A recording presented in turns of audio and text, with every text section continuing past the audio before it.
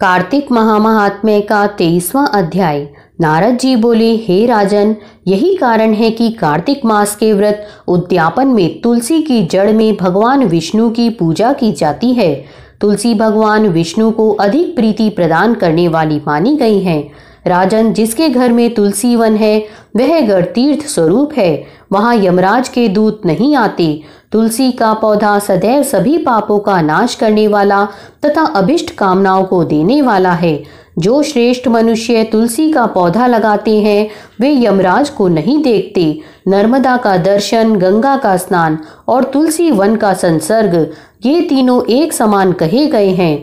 जो तुलसी की मंजरी से संयुक्त होकर प्राण त्याग करता है वह सैकड़ों पापों से युक्त ही क्यों न हो तो भी यमराज उसकी ओर नहीं देख सकती। तुलसी को छूने से कामिक, वाचिक, मानसिक आदि सभी पाप नष्ट हो जाते हैं।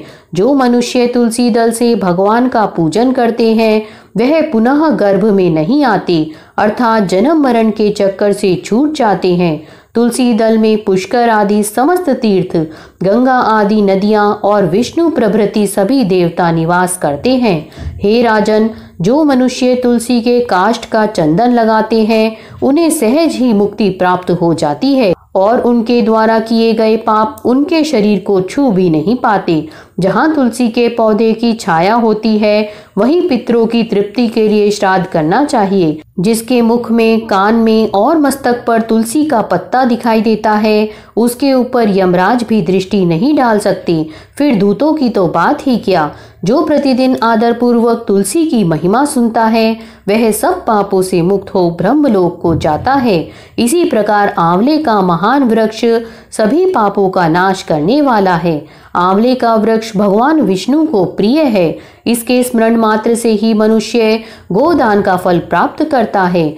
जो मनुष्य कार्तिक में आंवले के वन में भगवान विष्णु की पूजा तथा आंवले की छाया में भोजन करता है उसके भी पाप नष्ट हो जाते हैं। आंवले की छाया में मनुष्य जो भी पुण्य करता है वह कोटि गुना हो जाता है। जो मनुष्य आंवले की छाया के नीचे कार्तिक में ब्राह्मण दंपति को एक बार भी भोजन देकर स्वयं भोजन करता है वह अन्न दोष से मुक्त हो जाता है। लक्ष्मी प्राप्ति की इच्छा रखने वाले मनुष्य को सदैव आंवले से स्नान करना चाहिए। नौमी, अमावस्या, सप्तमी, संक्रांति, रविवार, चंद्र ग्रहण तथा सूर्य ग्रहण के दिन आंवले से स्नान नहीं करना चाहिए।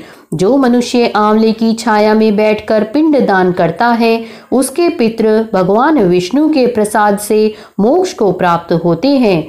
जो मनुष्य आंवले के फल और तुलसी दल को पानी में मिलाकर स्नान करता है उसे गंगा स्नान का फल मिलता है।